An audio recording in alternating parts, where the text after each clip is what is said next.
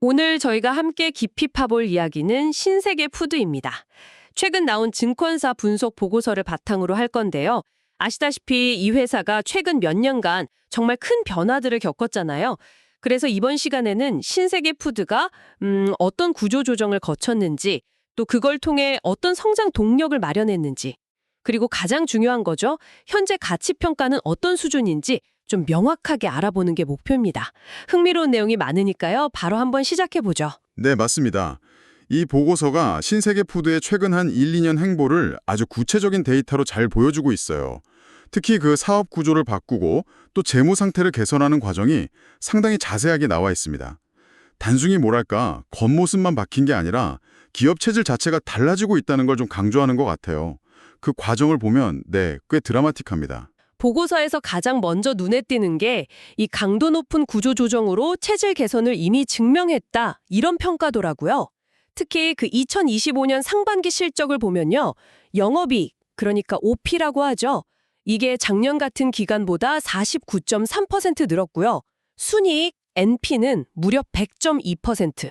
딱 2배가 넘게 증가했어요. 이건 뭐 정말 대단한 성과 아닌가요? 그렇죠. 거의 2배니까요. 근데 이런 이익 개선이 그냥 뭐 매출이 갑자기 늘어서 그런 게 아니고요. 보고서를 보면 딱 비효율적인 부분들을 정리하고 핵심 사업에 집중한 결과라고 분석합니다. 구체적으로 보면 2025년 상반기에는 그 대체식품 사업, 베러푸즈라고 했었죠. 그거 정리했고요. 하반기에는 음료 프랜차이즈였던 스무디칭 코리아, 이것도 청산했습니다. 이게 당장은 좀 회사 규모가 줄어드는 것처럼 보일 수 있는데 길게 보면 수익성이 낮거나 핵심 사업과 좀 거리가 먼 것들을 과감하게 쳐낸 거죠. 아, 선택과 집중이군요. 외식 사업 쪽도 변화가 컸던 것 같아요. 보고서 보니까 기존에 하던 여러 브랜드들 정리하고 이제는 NBB, 노브랜드 버거역에 힘을 싣는 모습이 아주 뚜렷해요.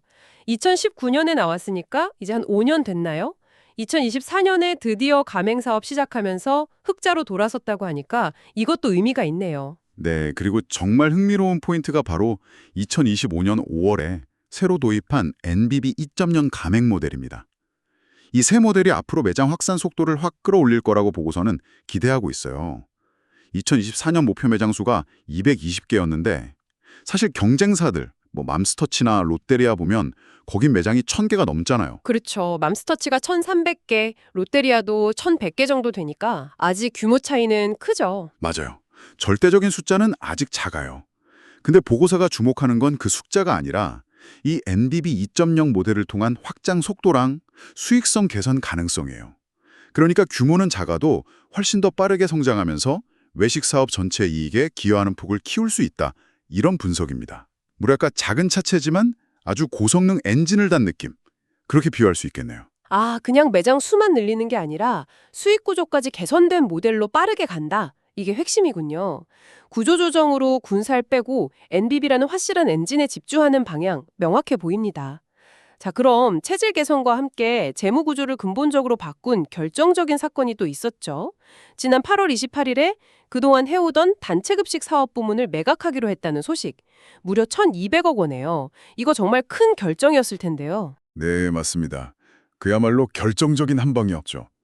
이 매각이 신세계 푸드 재무 상태에는 정말 전환점이 될 겁니다. 일단 매각 대금 1,200억 원 자체도 크지만요. 이걸로 인해서 발생하는 세전 매각 차익, 그러니까 회계상 이익이죠. 이게 약 1,019억 원에 달할 걸로 추정됩니다. 와, 1,019억 원이요? 거의 대부분이 이익이네요. 네, 이 막대한 이익이 올해, 그러니까 2025년 4분기 실적에 반영될 예정이고요. 근데 더 중요한 건 이 현금이 들어오면서 부채 비율이 정말 획기적으로 개선된다는 점이에요. 부채 비율이요? 구체적으로 얼마나 좋아질 걸로 보나요? 그 수치가 궁금한데요. 보고서 전망치를 보면 정말 드라마틱합니다. 2024년 말 기준으로 부채 비율이 184.1%였거든요. 꽤 높았네요. 네. 그런데 이 매각 대금이 들어오는 2025년 말에는 65.3%, 와, 그리고 2020년에는 49.2%까지 떨어질 것으로 예상돼요. 세상에 거의 3분의 1 이하로 줄어드는 거네요. 재무 안정성이 비교가 안 될 정도로 탄탄해지는 거군요. 그렇죠. 정말 무거운 짐을 한 번에 벗어던지는 거죠. 몸이 아주 가벼워지는 겁니다. 근데 궁금한 게 단체 급식 사업이 그래도 전통적으로는 좀 안정적인 매출처로 알려져 있잖아요. 이걸 왜 매각했을까요? 단순히 돈 때문만은 아닐 것 같은데? 보고서가 그 배경도 명확하게 짚어주고 있어요. 말씀하신 것처럼 안정적이긴 했는데 최근 몇 년 사이에 이 단체급식 시장 환경이 너무 안 좋아졌다는 거예요. 계속되는 인건비 상승 압박 있죠. 업체들 간의 경쟁은 점점 더 치열해지죠. 그리고 시장 자체가 소수의 아주 큰 회사들 위주로 재편되는 그런 구조적인 어려움이 있었다는 겁니다. 아, 그러니까 앞으로 성장성을 봤을 때 이걸 계속 안고 가기에는 좀 부담이 커졌다. 이렇게 판단한 거군요. 정확합니다. 그래서 보고서는 이 매각 결정을 단순히 손실사업 정리했다 이런 차원이 아니라 오히려 최상의 선택이었다고까지 평가해요. 왜냐하면 이 결정 하나로 1. 점점 나빠지는 시장에서 발을 빼고 2. 엄청난 현금을 확보해서 재무 상태를 극도로 좋게 만들고 3. 그렇게 확보한 자원을 미래 핵심 성장 동력에 집중 투자할 수 있는 실탄으로 쓸 수 있게 되니까요. 그러니까 여러 마리 토끼를 한 번에 잡는 그런 전략적인 결단이었다. 이렇게 보는 거죠. 자, 그럼 구조조정으로 몸 가볍게 만들고 매각으로 실탄까지 두둑하게 챙긴 신세계 푸드. 이제 이 자원을 어디에 집중할 계획일까요? 보고서에서는 향후 성장 전략으로 딱 두 가지 핵심 축을 제시하고 있습니다.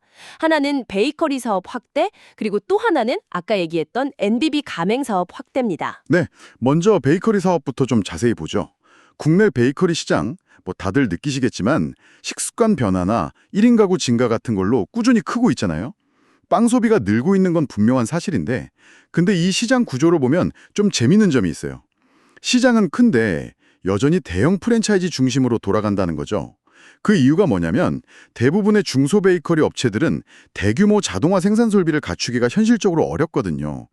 그래서 아직도 소규모 공장이나 아니면 그냥 매장에서 직접 생산하는 방식에 의존하는 데가 많다는 겁니다. 아, 바로 그 지점에서 신세계 푸드의 어떻게 보면 숨겨진 강점이 드러나는 거군요. 보고서 보니까 국내에서 자동화 설비를 갖춘 큰 베이커리 생산 공장을 가진 기업이 의외로 그렇게 많지 않다고 해요.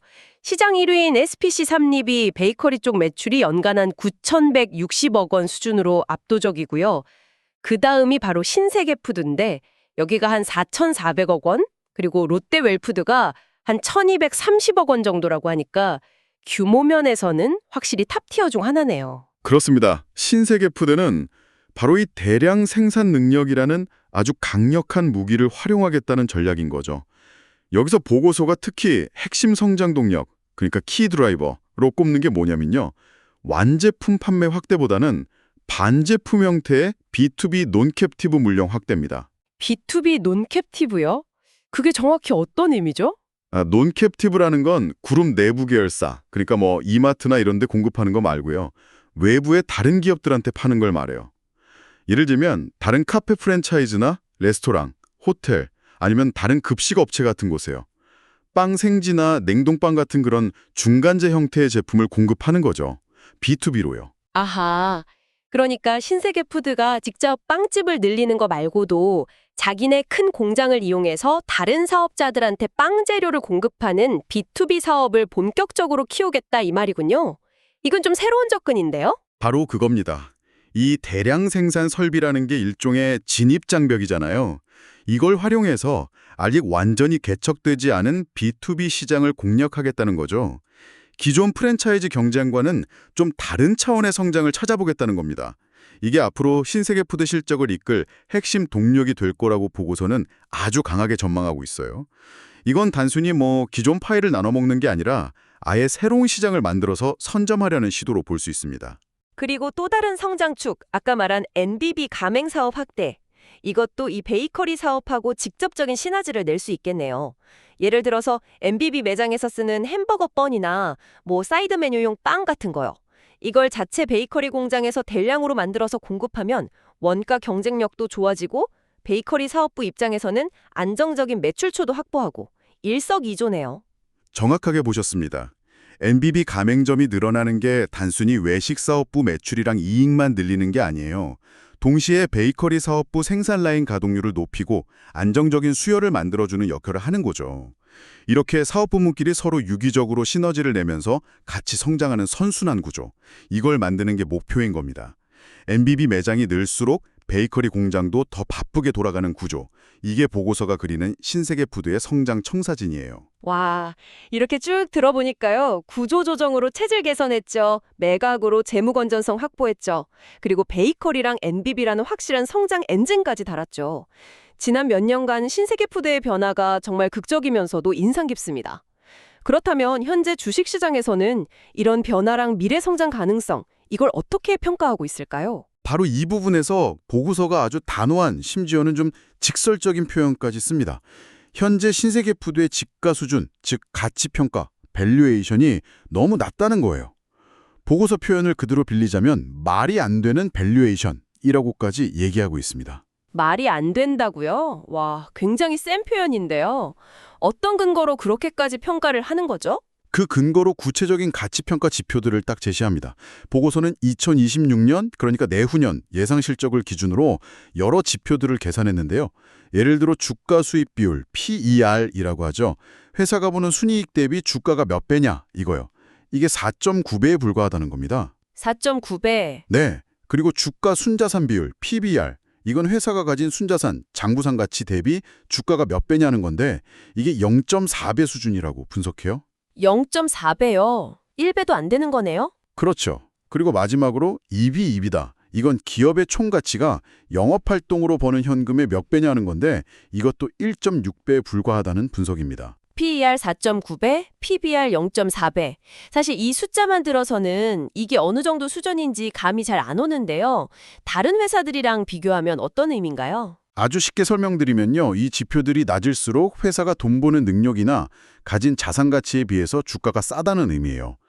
특히 PBR이 1배 미만이라는 건 이론적으로는 회사를 지금 당장 문 닫고 자산을 다 팔아도 현재 주가보다 더 많은 가치를 주주들한테 돌려줄 수 있다. 뭐 이런 뜻이기도 하거든요. 물론 현실은 좀 다르지만요. 그만큼 자산 가치 대비 주가가 낮다는 거죠. PER 4.9배, 이것도 동종 음식료 업계 평균이나 전체 시장 평균이랑 비교하면 매우 낮은 수준이고요. EBFTR 1배, 1.6배도 마찬가지입니다. 즉, 보고서의 주장은 뭐냐면 우리가 앞에서 살펴본 것처럼 신세계 푸드가 성공적인 구조조정 마치고 확실한 성장 전략까지 가동하고 있는데 시장은 아직 이런 긍정적인 변화랑 미래 잠재력을 주가에 전혀 반영하지 못하고 있다는 겁니다. 그 차이가 너무 커서 말이 안 된다는 표현까지 쓴 걸로 보입니다. 아, 회사의 숙내용은 크게 개선됐고 미래 방향도 뚜렷해졌는데 시장의 평가는 아직 과거에 머물러 있다. 이런 분석이군요. 상당히 흥미로운 관점이네요. 자, 오늘 신세계푸드에 대한 증권사 보고서를 통해 살펴본 내용 한번 정리해 보겠습니다. 핵심은 완벽한 변신, 이렇게 요약할 수 있을 것 같아요. 신세계푸드가 지난 몇 년간 정말 과감한 구조조정을 통해서 비효율을 걷어내고 재무적인 부담도 크게 덜어냈습니다. 특히 그 단체급식 사업 매각은 재무구조를 극적으로 개선하는 동시에 앞으로 미래 투자를 위한 실탄을 확보하는 결정적인 계기가 됐고요. 네. 그리고 그 실탄을 바탕으로 이제는 아주 명확한 성장 스토리를 쓰기 시작했다는 거죠.